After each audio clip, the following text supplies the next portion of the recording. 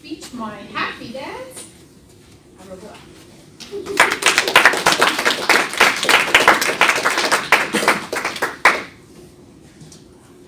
Hello everyone, welcome guests. I have a question, just before I start. Does anybody here have a happy dance? Happy dance? You don't have a happy dance, some of you. Richard, how do you celebrate when the Calvin flames pop it in? No happy dance? No happiness. No happy dance. I will teach you my happy dance. I have a I'm happy looking dance. forward to it. I do. And I do my happy dance when I am excited, I have good news, when I'm just in Bonham style, I just want to flex my muscles, I do my happy dance, or for no reason at all, I just dance, because I'm happy, right? Happy dance. Who wants to see my happy dance? I was hoping you'll say no. But I'll do my happy dance. So to do my happy dance, so I have good news now, right? I want to dance. I cup my hands like this, and I swing, and then I do my hips. So I'm jiggling my happy dance. I'm happy. My happy dance. One of the main reasons why I do my happy dance is when I hit something on my bucket list. And one very important thing to me on my bucket list at some point a few years ago was coming to Canada. So immigrating and coming here and starting a new life was number one on my bucket list. And I'm talking about it every day. I'm visualizing what this immigration process would look like. What do I need to do? How do I do it? I go so far that I put it on my vision board. It's in caps. It's red. I open it every day and I'm saying, I have to come to Canada. I have to come to Canada. And on I go. Now today, I'll tell you why this trip to come to Canada was so important to me.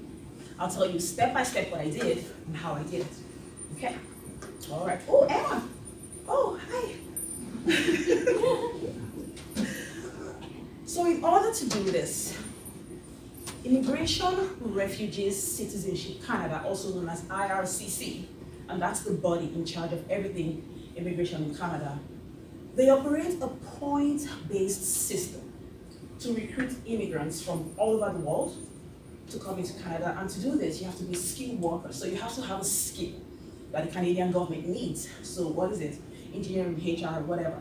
You need to have a skill that you're bringing into the system. So you don't just come and chill Bonham style.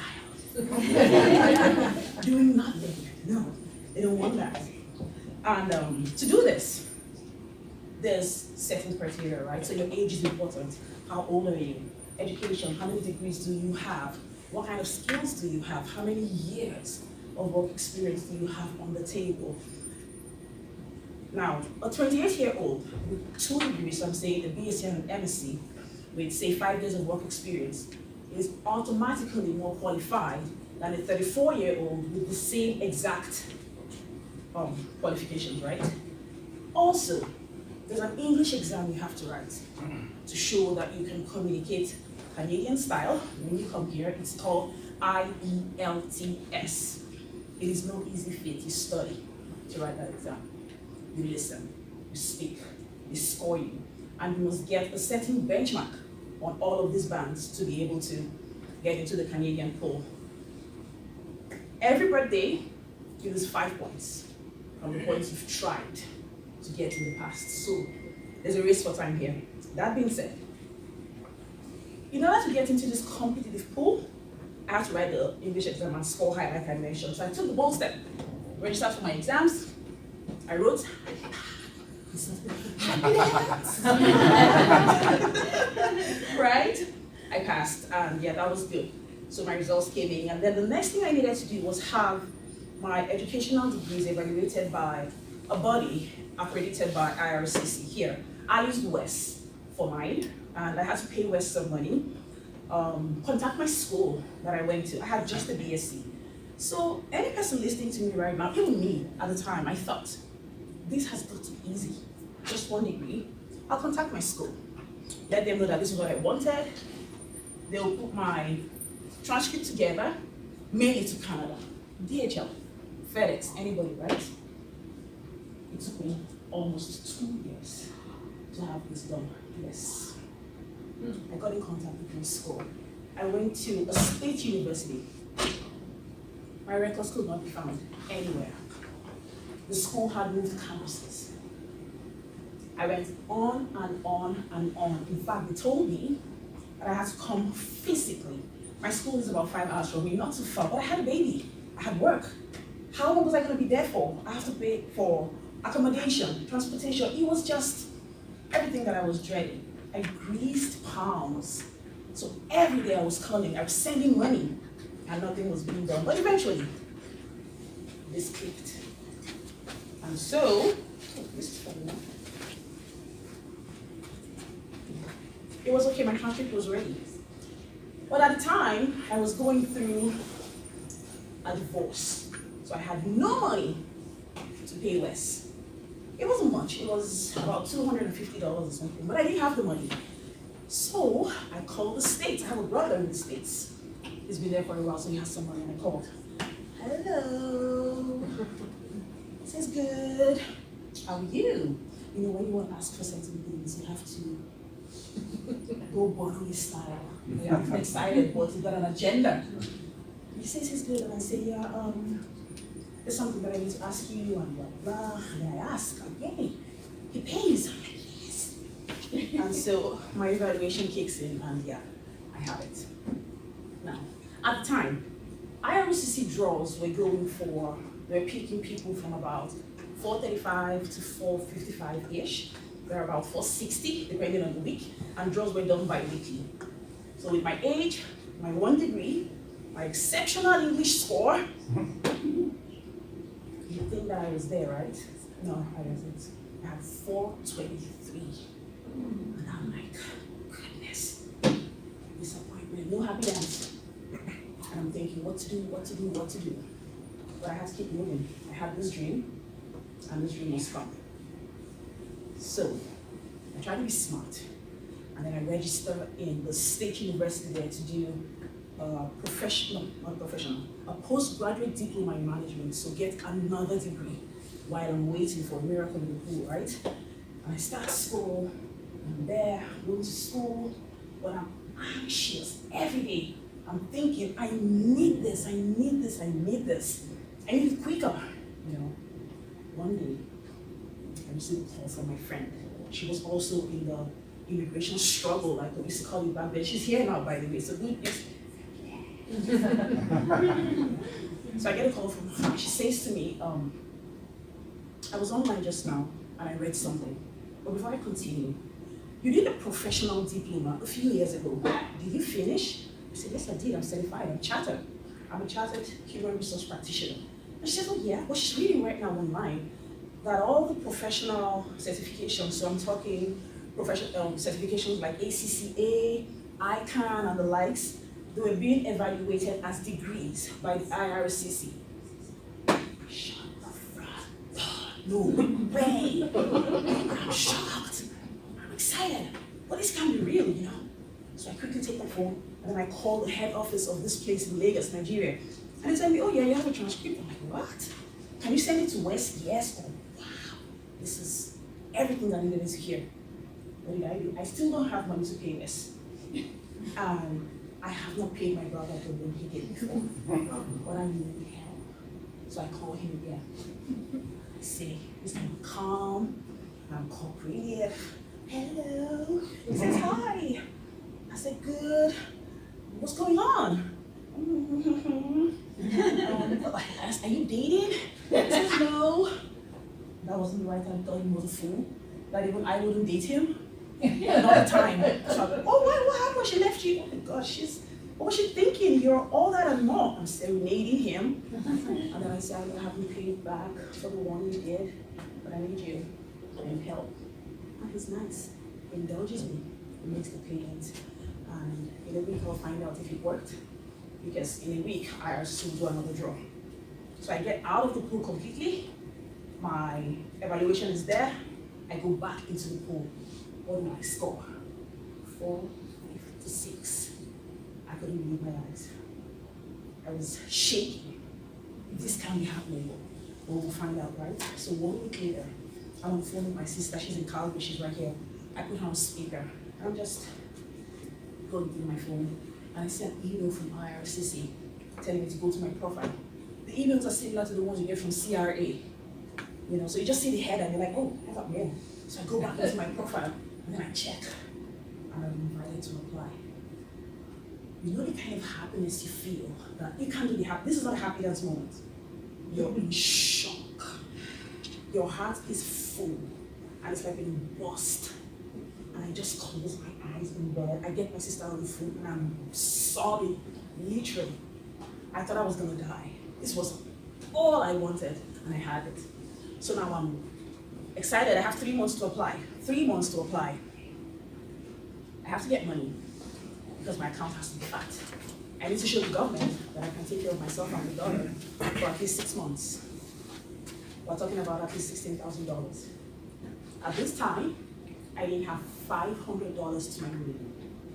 Where will the money come from? I'm still saying possibly by me. I need a miracle. So I say, you know what? I will keep speaking what I want. However, I'll keep busy doing other things that I need to do. So I'm talking about police clearance, medical, all of the things that I needed to submit my application. I was putting those things together. I will never forget this day as long as I live. August 9th. That was about 3 weeks to the end of my deadline.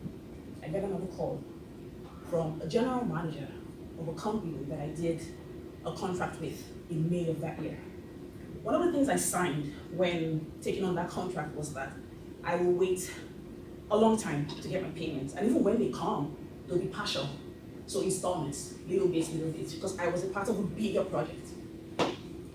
And he tells me that at this time, they have a lot of backlog and they need to do an audit. So Arobo, we need you to submit your invoice right now because we need to pay you. And I'm shocked. Pick up my laptop. My invoice is ready, by the way, because I'm always ready, especially when it comes to money. So I just update you, put the dates in and all of that, and I send my invoice in. 3 days later, my account is flushed with a complete sum of money. I'm talking about $25,000. Yes, this is real. I pay vendors, pay contractors, pay my taxes, and I have $10,000 left. So I still live in London, but I was still basking in the euphoria of this miracle that I had. My mom came through with some of the money, another friend came through with the rest of the money, and that's how I came to Canada. Yes. But I know that you're thinking to yourself, why was it so important that I come to Canada? Why so anxious? Why was I worried? I'll tell you this story. 2 years before this happened, one night, it wasn't late at night, it was about 8 o'clock in the evening. I was sitting in my bedroom and I was watching TV. I had just come back from work and my daughter she was little, she was 4.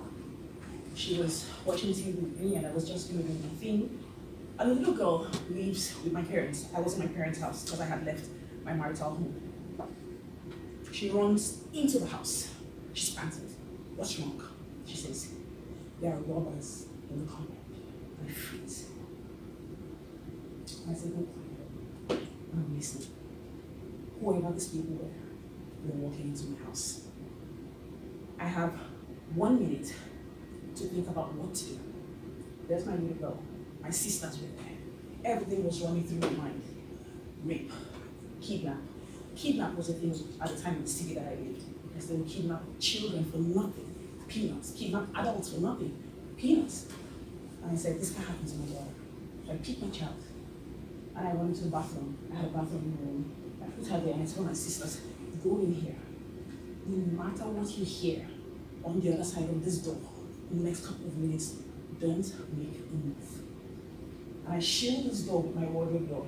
And just as I'm reaching to grab a robe to look decent before whoever is on the other side comes in, my door crashes to the ground. 3 men, bigger than I can ever be or think, walk into my room. They were armed with AK-47 guns. And I'm looking at this man. The first one walks straight to me and grabs me by the neck and pins me to the wall. He pulls my gold necklace and tells me, I'm not here to joke with you. Go get all your jewelry. And I tell him, please, just don't touch anybody. They usher my parents in, my dad and my stepmom, and ask them to lie flat, face down on the floor. And I remember the words I was told to my dad.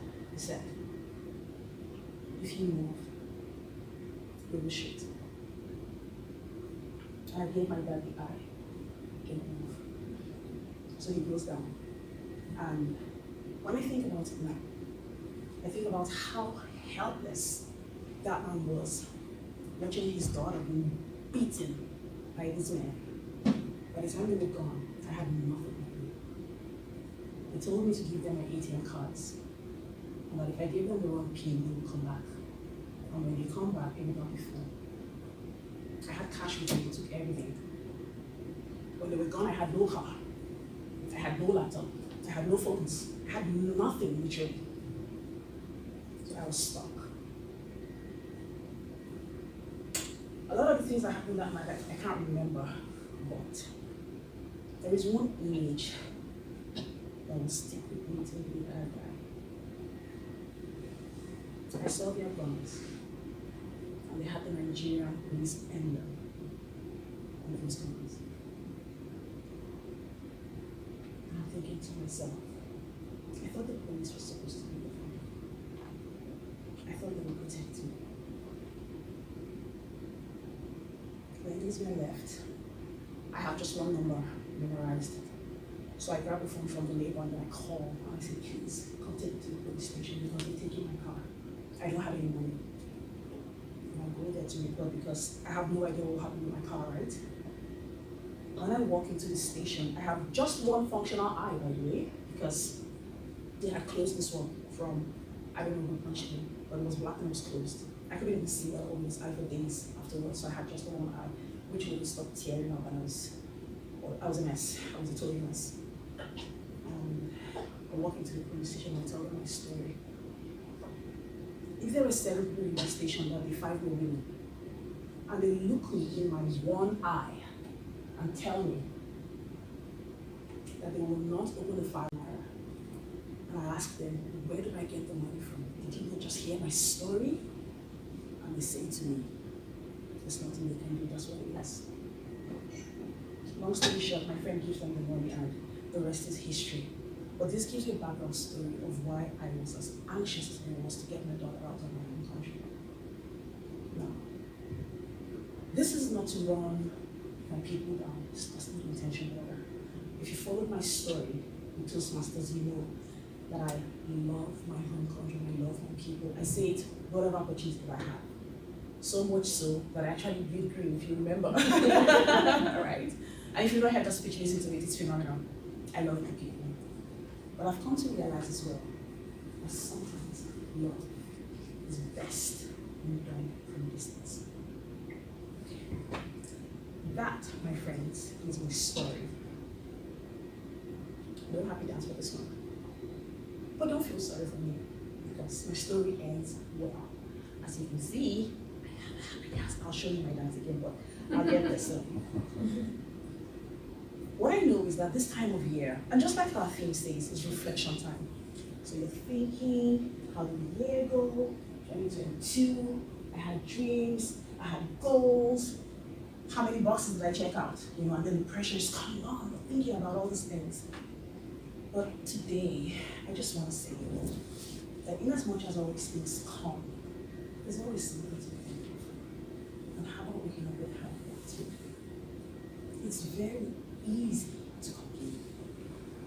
But remember that even if the elections didn't go your way, because the person you wanted to win didn't win, right? The government that we don't want is 100 times better than the government in somewhere else. So democracy is actually a gift. It's not something that you inherit. It's something that one has to wake up and be thankful for. And that bed you wake up in when you're cold, and then your kids will be still because you got the one in numbers, not the one in alphabets. Yeah, somebody somebody just wants to wake up in the airport in Canada. I just know that they're safe and that they'll sleep in peace. I remember the first time when I got here, and hopefully once you get to share my videos and you see my pictures. I slept. And when I say I slept, I mean I slept with my eyes closed.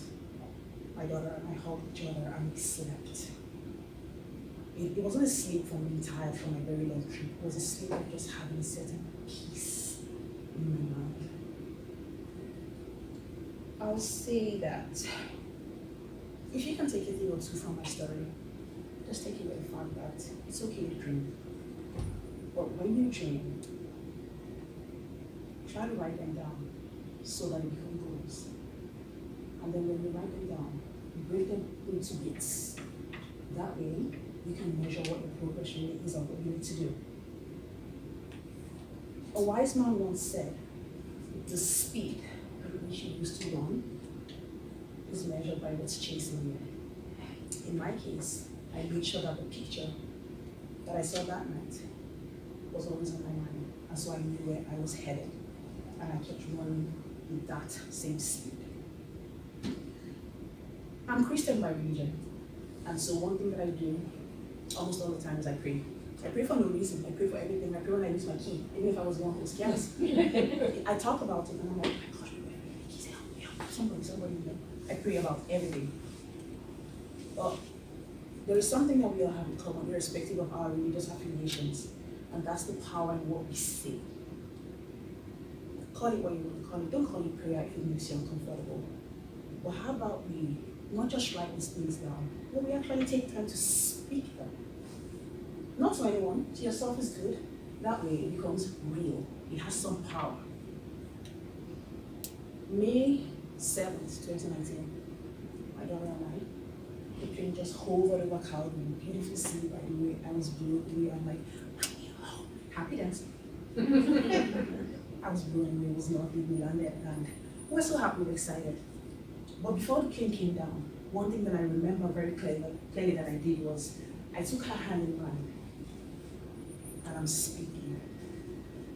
I can't remember the things that I said word for word, but I know that they sounded things like, I want to find favor in the eyes of the people that I meet. I want to make good friends. I want to make a positive impact on people that I meet. I said things like, my daughter will bring me joy in this new year.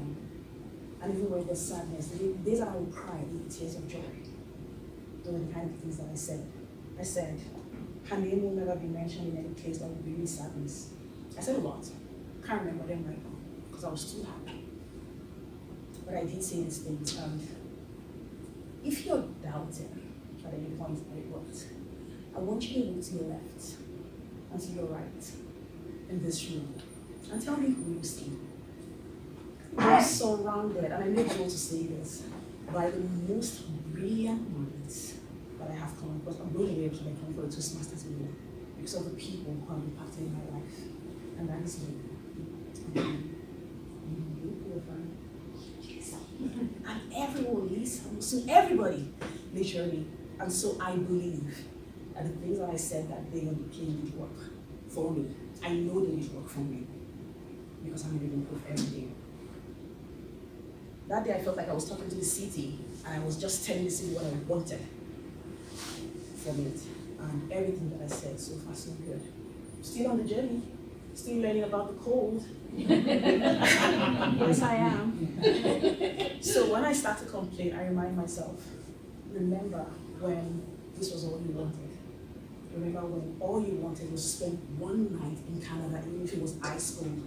So I stopped complaining immediately. After all is said and done, you've done everything that I've said, and you're still looking for a reason to be thankful this season, I said, just play the video. Think about me and my now not so little daughter. She was little when we came, but now, oh, she's grown. And I get it that she's grown. Yeah, so is anybody here today going to volunteer to do my happy dance with you? Reach out, come on.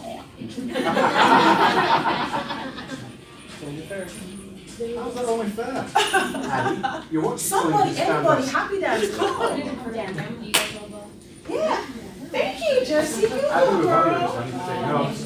Thank you. Yeah, see? No, Oh, you're gonna do it with me? Yeah. come dance, people. Come on, that's a happy dance. It's Let's Christmas, go. we should be happy. Come, Wolfgang. Come dance. It's not a party till you dancing. Oh, I love it. Okay. Are we doing your happy dance? My happy dance, Okay. I'm whatever happy dance you choose, let's go. Teach us. Yay, people. Then when you're really excited, you flip the head. Go to the side. That's a lot of coordination. You just do it as you like it. You don't keep to the beat, you just wiggle. I do it. This is how I walk my dog. And your camera's Thank you so much,